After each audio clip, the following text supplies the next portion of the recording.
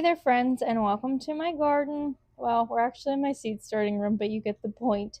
For those of you that are new here, my name is Rachel. I'm a gardener that lives in Western Pennsylvania, and for reference, we are in growing zone 6A here. It is the middle of January, and this is the perfect time for me to start sowing my onion seeds. Now, I choose to grow onions from seeds instead of buying sets for a couple different reasons. One of the biggest reasons that I start from seed is because it gives me something to do in the wintertime when there's not much else going on in the garden. I love getting my hands in the soil, and this gives me an opportunity to do so. And I also like growing from seed because I don't have to worry about suppliers going out of stock with the onion variety that I want, or I don't have to worry about them shipping it to me and there possibly being delays and that delaying planting. If I start from seed, it's here. I know it's here, and then I can plant it out according to the timeline that I want instead of being beholden to someone else's, um, timeline. And the third reason that I like growing from seed is because in all the research that I've done on growing onions, the general consensus seems to be that when you grow from seed, you can get bigger bulbs, bigger onion bulbs, than when you grow from sets. Now, that's not to say you can't get a good harvest from sets, and if you do grow from sets and you enjoy doing that, by all means keep doing it. There's nothing wrong with that. I just think that, like I said, for those reasons, onion seeds works better for me. And onions are super easy to start from seed. There's not much to them. They're very resilient. So it is a good beginner vegetable to grow if you are new to seed starting and you want some instant gratification and a confidence boost. Before I show you how I actually sow my onion seeds, I want to make sure that you know how to select the appropriate type of onion for your garden. And this isn't me going to say yellow onions are better than red onions, or you need to grow this particular variety. This is much more fundamental than that. So onions, in order to form a bulb, they need to have a certain number of daylight hours per day in order to trigger that process. So onions are categorized three ways. They are either a long day onion, an intermediate day onion, or a short day onion. And you might be wondering, okay, so how do I know whether I need a long, a short day, or an intermediate day onion? Well, it comes down to where your garden is located. Now, in my garden, I can grow either long day onions or intermediate day onions just because of where I'm located.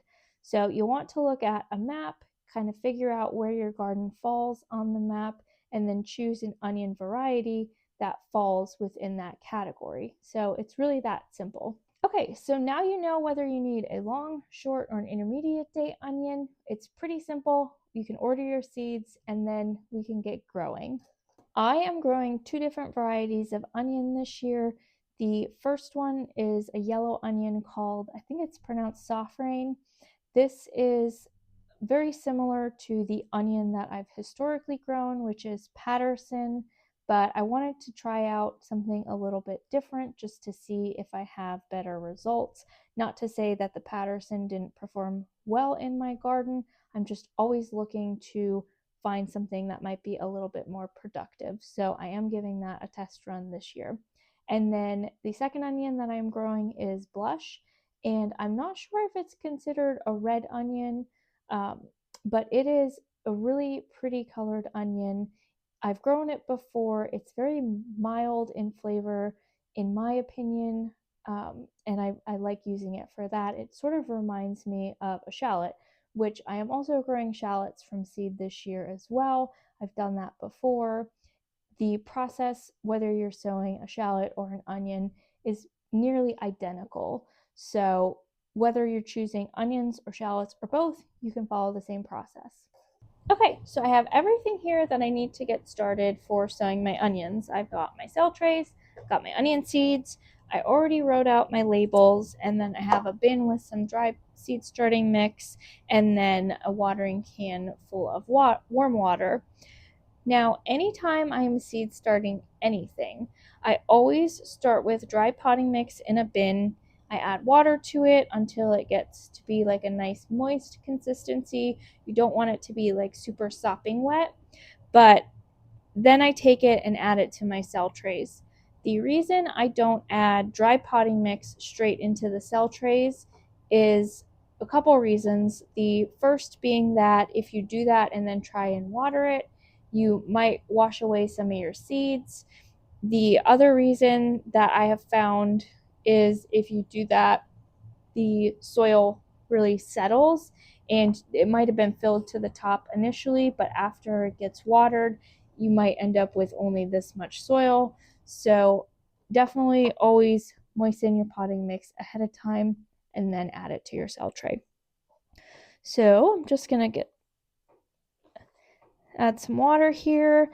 You do always want to kind of add it incrementally, like don't go hog wild from the start. So just kind of mix it in there. And it's still pretty dry. So I'm just going to add some more water. And you'll be surprised at how much water the soil will soak up. But like I said, you just want to go incrementally so that way you don't end up with a big soggy mess. And make sure you're mixing and kind of just getting in there, getting all those dry bits. And then anytime I see big chunks like that, I'm just going to take them out because I don't want my seeds to have to fight with those, either germinating or pushing their roots down. I just want to make sure I've got a nice, light, fluffy soil for them to grow in. All right, I think this is looking pretty good, so I'm just going to add a little bit more water. All right, so this is typically, if I squeeze it, water does come out, but it's not like super soaking wet. And there, it's like a nice, I can tell it's damp, but not too working, and it's not too wet, and it's not very difficult to work with. So then this is just how I fill my cell trays. And then I like to kind of fill it up with a lot and then just press my fingers in gently to kind of, not compacting the soil, but you are pressing it down and getting out any like air that might be stuck in the soil. So just do that. And then I just kind of brush off the top. And then do kind of just tamp it down slightly. Again, you're not wanting to like press it so hard that you're compacting it. You just want it to be not a lot of air in there. So I'm going to keep filling these up. So my cell trays are filled with soil. I have my labels in. I will be sowing 3 rows of the soft rain yellow storage onions and then only a row of the blush onion. Now I am going to sow probably 3-ish seeds per cell. You could sow 1 seed per cell if you wanted, but I would find that that would be a waste of space. And onions, unlike a lot of plants, actually don't mind getting started in a clump. When I go to plant them out, I can always tease their roots apart and then plant them individually. Last year I did multi-sown onions, so that means I planted like 3 to 4 per cell, and then I put that whole cell out into the garden and I didn't tease them apart. So Charles Dowding is a really big name in gardening and a proponent of the multi-sown method, and it works. It definitely does. What I found was I ended up with like 1 or 2 onions in the clump. They would get really nice fat bulbs, and then the other ones were kind of like small to medium sized. So I am going to go back to planting them out individually in my garden.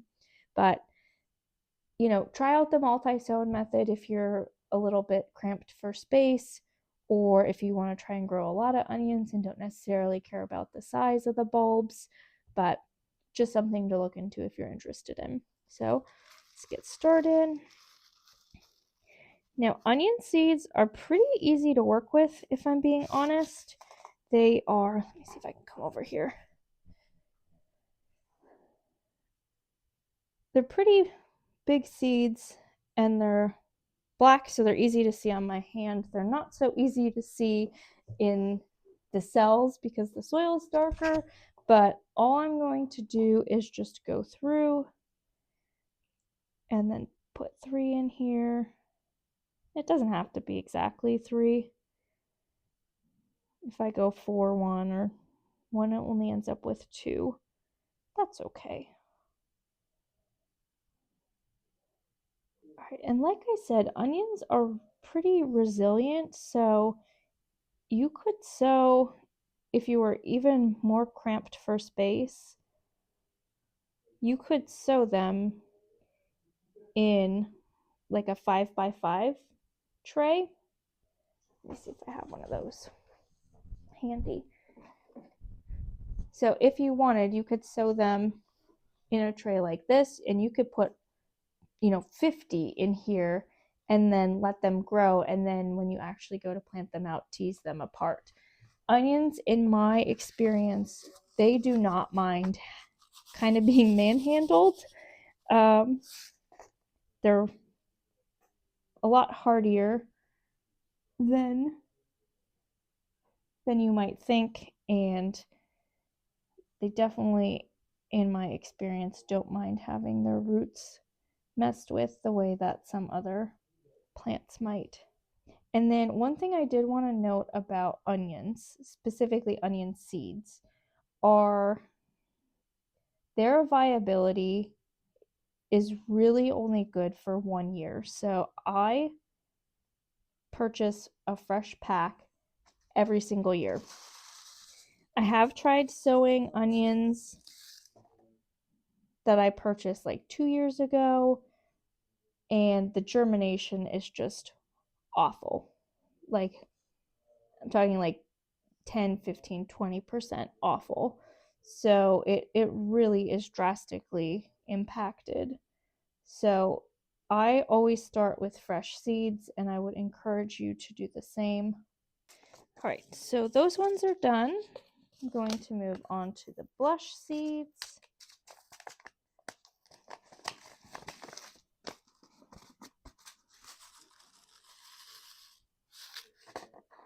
And I'm going to do the same thing with the blush seeds. Just sow a couple. I mean, at this point, I've honestly lost count. I think I'm putting closer to like 4 or 5 in each of the cells. But that's, like I said, that's not going to hurt it. When they're this little, they don't care about being smushed up against their brother or sister onion.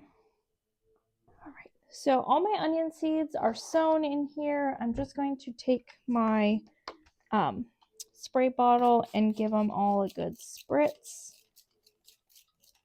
This is optional, but it gives me peace of mind that soil is nice and wet, and that the seed gets wet and tells it that it's time to start waking up and coming out of your seed casing. Okay, and then the next thing I'm going to do is just cover these. I don't think onions specifically require darkness in order to germinate, but I always cover them, and it works for me.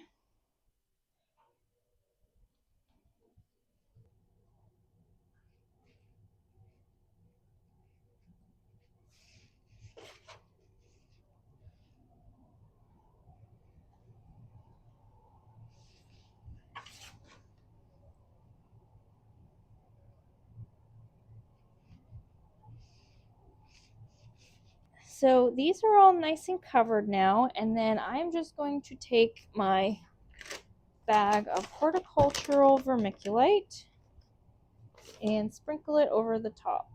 This is optional, but I like using a little layer of vermiculite on all of my seeds because it helps with preventing algae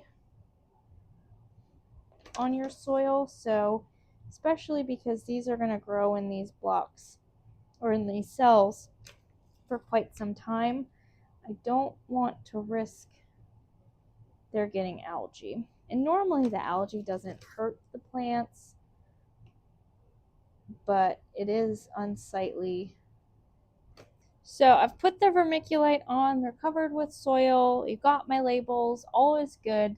So the next thing I'm going to do is just stick the humidity dome on top, and then this will go on a heat mat on the shelf behind me under some grow lights.